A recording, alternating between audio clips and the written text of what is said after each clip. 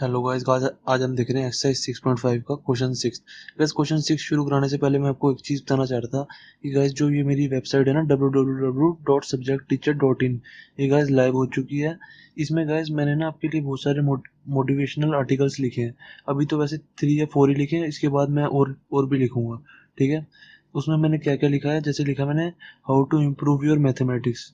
ठीक है, किसी किसी की मैथमेटिक्स वीक होती है तो उसके लिए वो आर्टिकल है।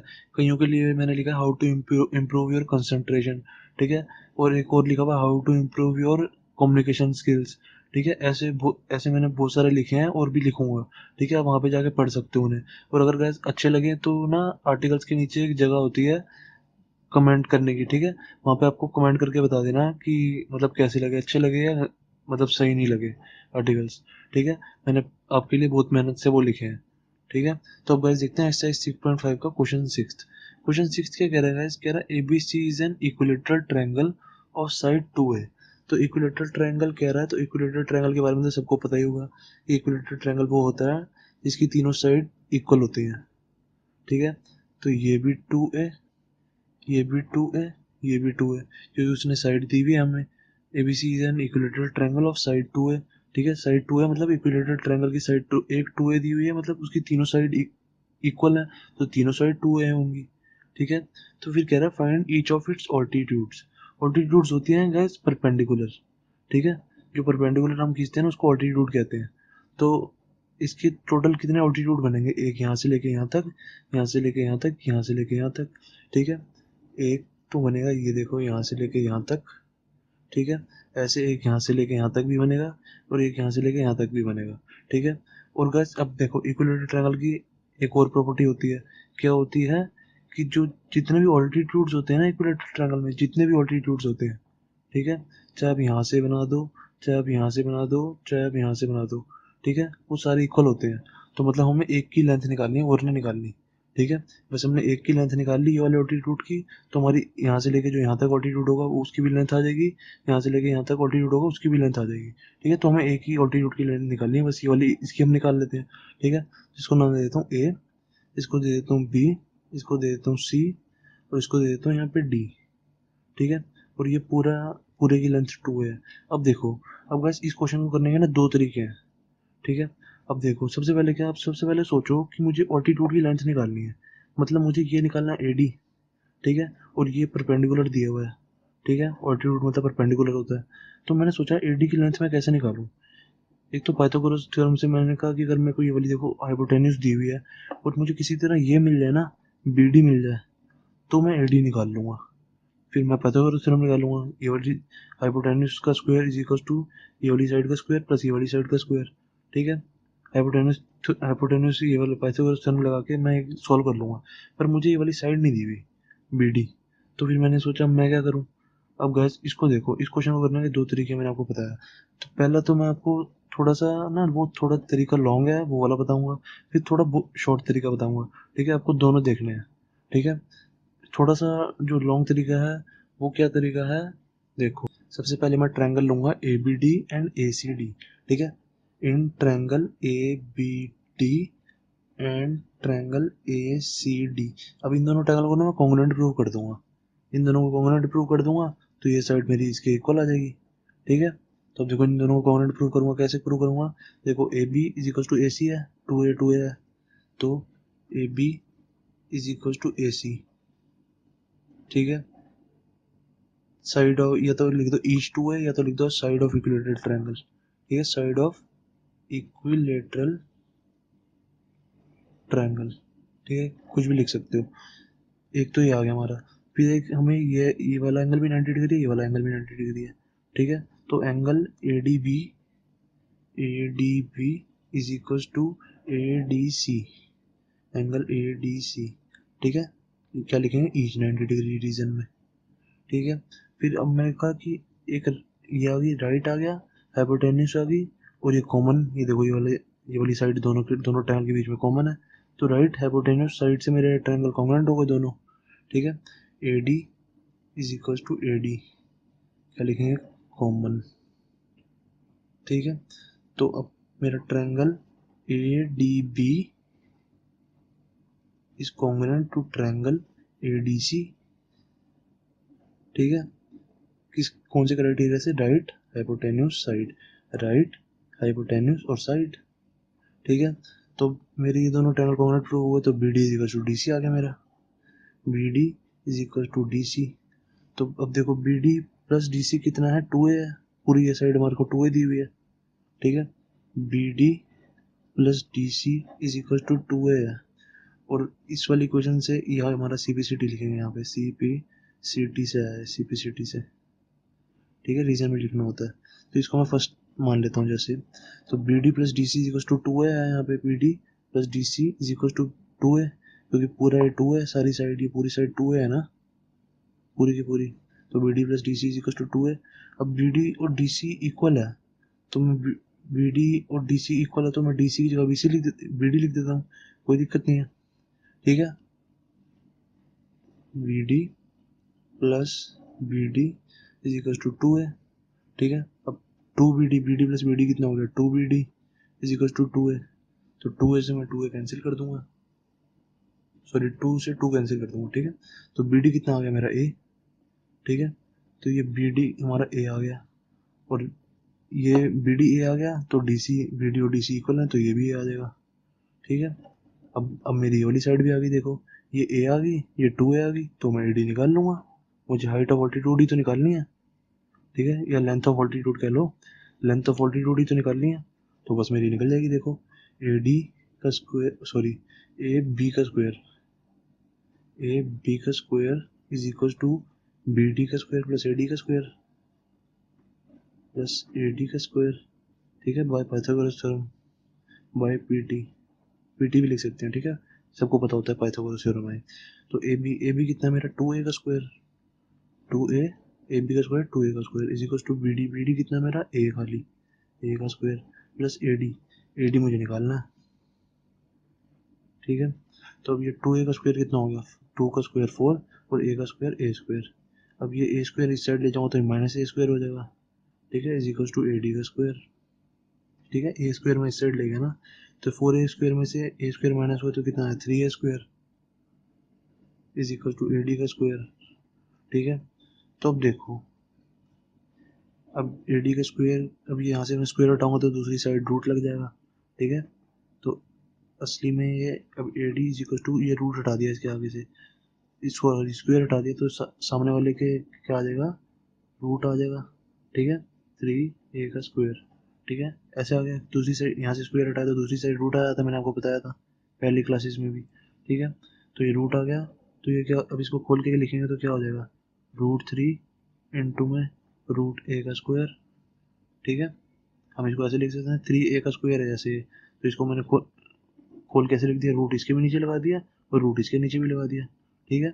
ऐसे हम लगा सकते हैं, तब नहीं लगा सकते जैसे अब हमारा ये होता, जैसे होता मेरा 4 + A अंडर रूट होता, ठीक है, इसकी जगह ये होता 4 + A अंडर रूट, तो इसको मैं खोल के ऐसे नहीं लिख सकता, √4 + √A, इसको नहीं लिख सकता, प्लस नहीं होना चाहिए, मल्टीप्लाई होना चाहिए, अगर यहाँ पे मल्टीप्लाई होता तब मैं खोल के ऐसे लिख सकता था, यहाँ पे मल्टीप्लाई आ जाता, तो इसको तोड़ के मैं ऐसे लिख सकता था।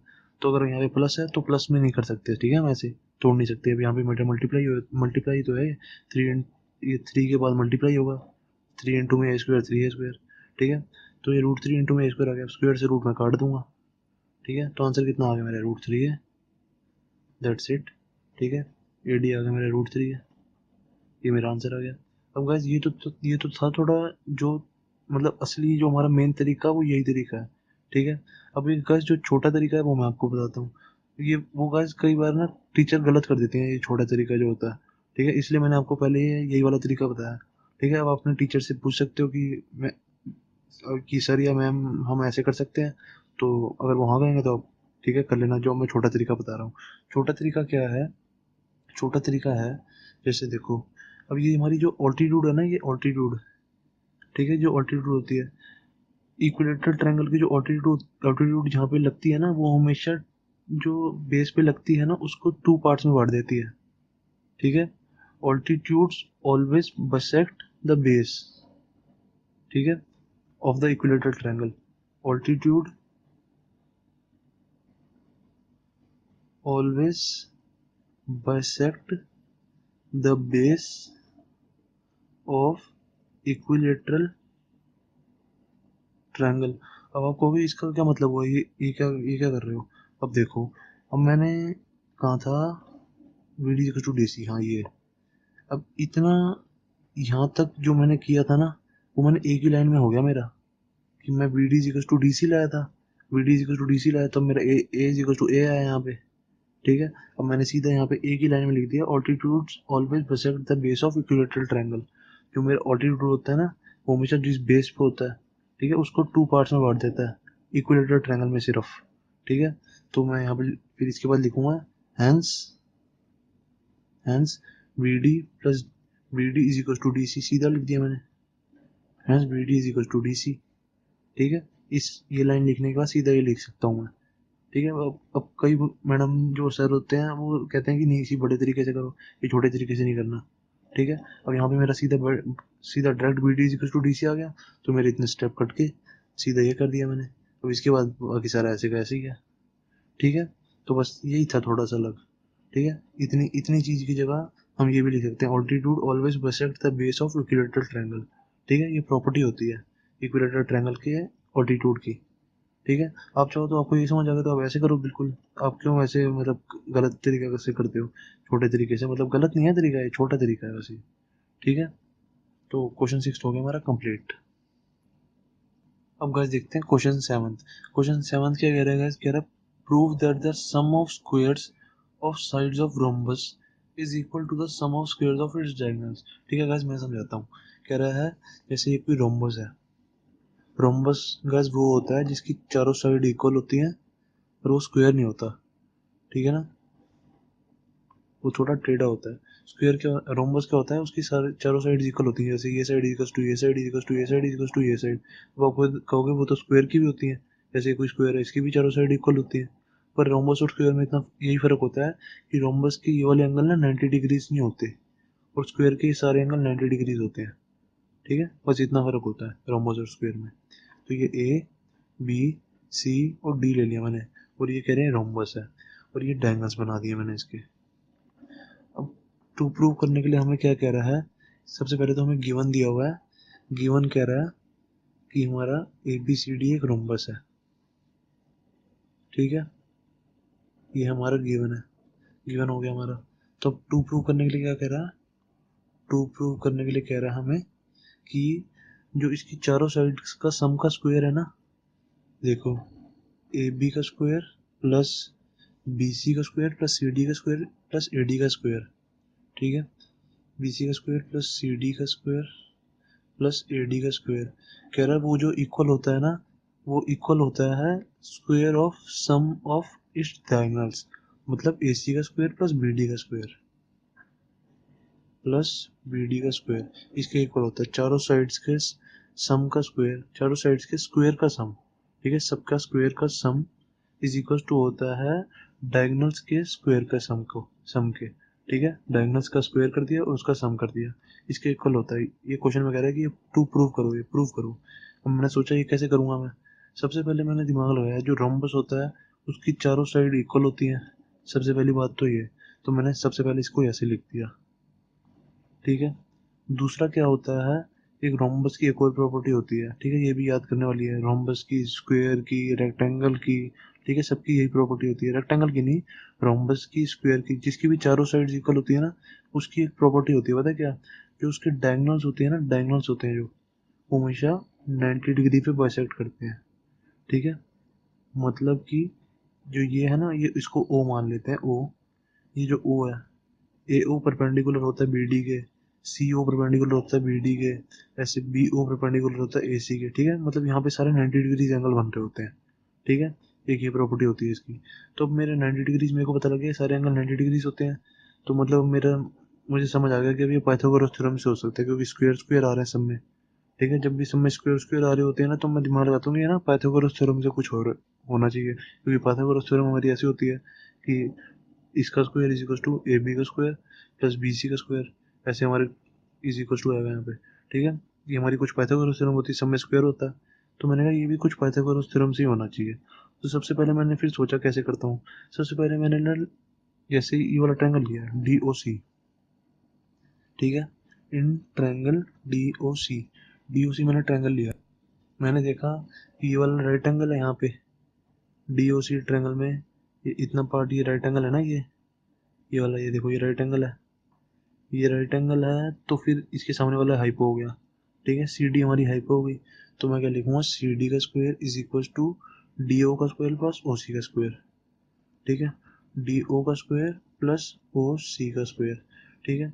सबसे पहले मैंने ये लिखा, अब मैंने सोचा, मैंने दिमाग लगाया, मैंने कहा कि देखो मेरा, देखो LHS में, देखो LHS में मेरे को CD चाहिए, ठीक है, CD का स्क्वायर चाहिए मेरे को। मैंने कहा ठीक है, फिर तो मेरा LHS में तो मेरा बिल्कुल सही आ गया, ठीक है, CD का स्क्वायर मेरे को चाहिए, यहाँ भी CD का स्क्वायर है, ठीक है, सही आ गया। मैंने कहा कि फिर देखो अब RHS में देखो, RHS में मेरा AC और BD चाहिए मेरे को, पर मेरा तो यहाँ पे DO और OC है, तो मैंने कहा ये कैसे हो सकता है, ठीक है।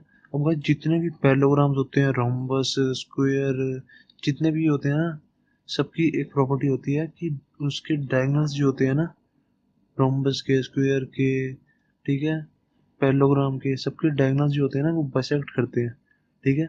मतलब जो BD है ना, वो वो होता है BO इज इक्वल, ये DO is equal to BO होता है एक तो, और ये AO is equal to CO होता है, ठीक है, AO is equal to CO होता है और DO is equal to BO होता है। ये हमारे रोम्बस की प्रॉपर्टी होती है, रोम्बस की, स्क्वायर की, रेक्टेंगल की, पैरेललोग्राम की, जितने भी होते हैं ना ये, ठीक है, इन सब की प्रॉपर्टी होती है कि ये AO is equal to OC, DO is equal to BO, ठीक है।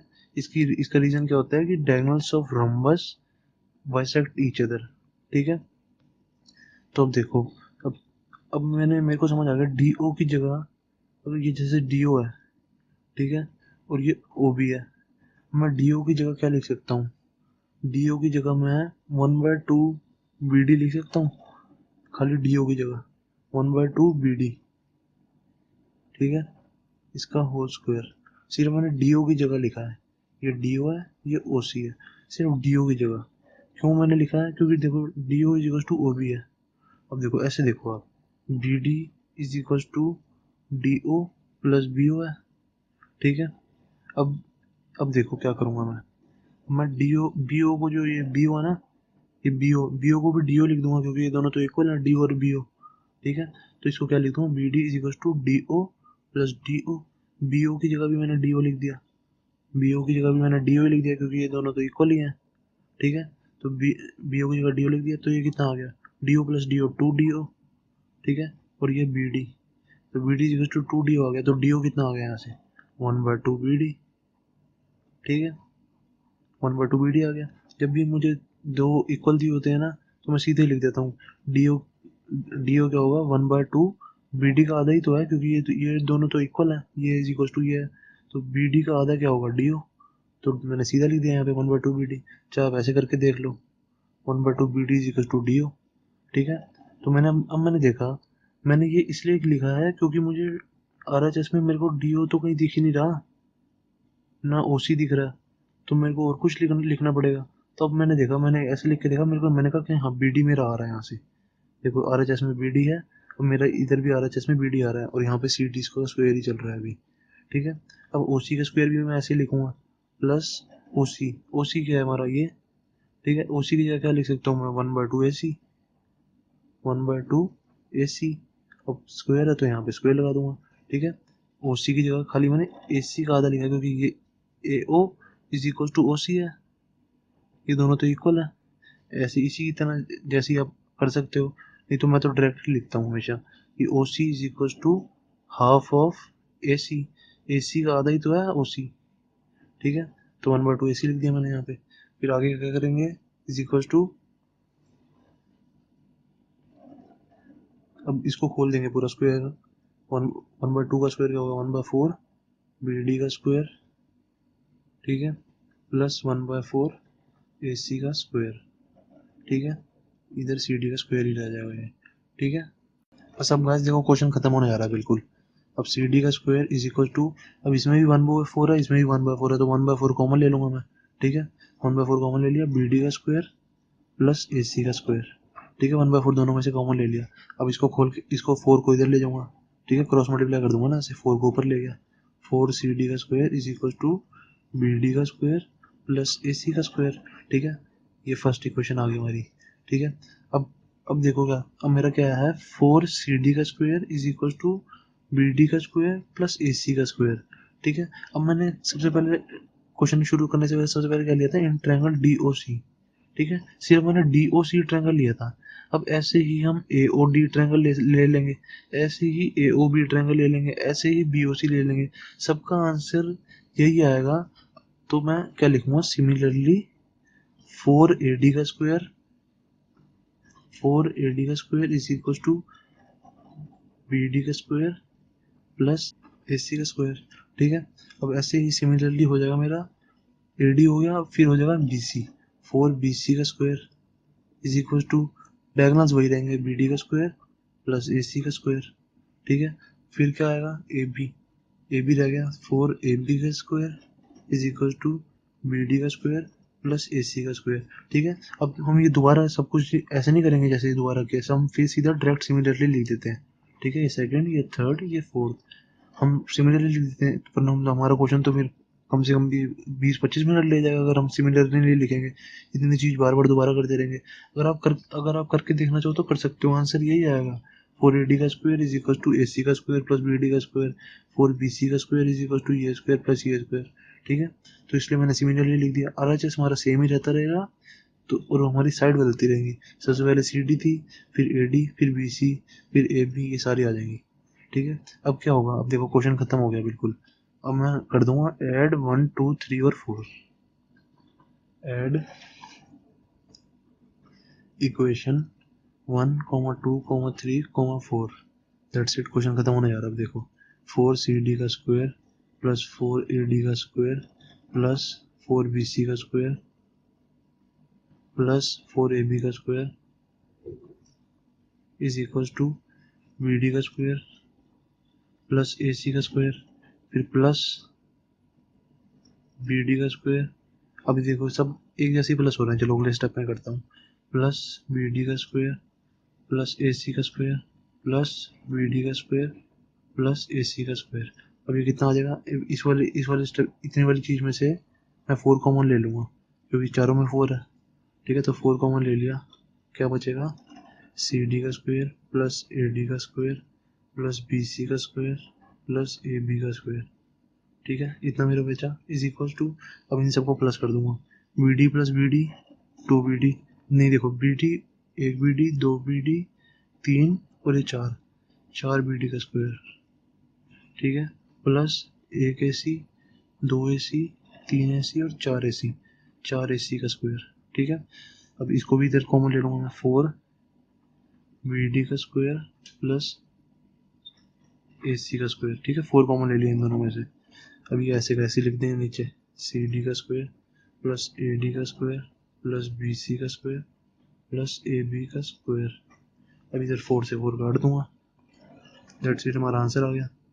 यही तो रहना था, मैं इसको आप चाहे सीधा करके लिखना, सीधा करके लिख दो, AB का स्क्वायर प्लस BC का स्क्वायर प्लस CD का स्क्वायर प्लस AD का square is equal to AC का स्क्वायर प्लस BD का स्क्वायर, ठीक है। यही तो हमें लाना था, बस ये आगे पीछे करके लिखने लिख दो, जो हमें टू प्रूफ में जो हमें लिखा होता है ना, जो हमने टू प्रूफ में, हम ना वैसे ही कुछ बना लेते हैं, वरना कई बार ना टीचर बिना देखे कलर रॉन्ग कर देता है क्वेश्चन, ठीक है।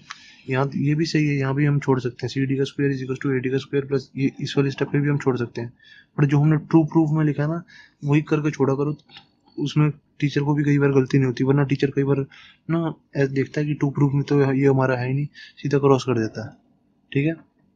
तो ये हमारा हो गया क्वेश्चन 7 भी खत्म, ठीक है।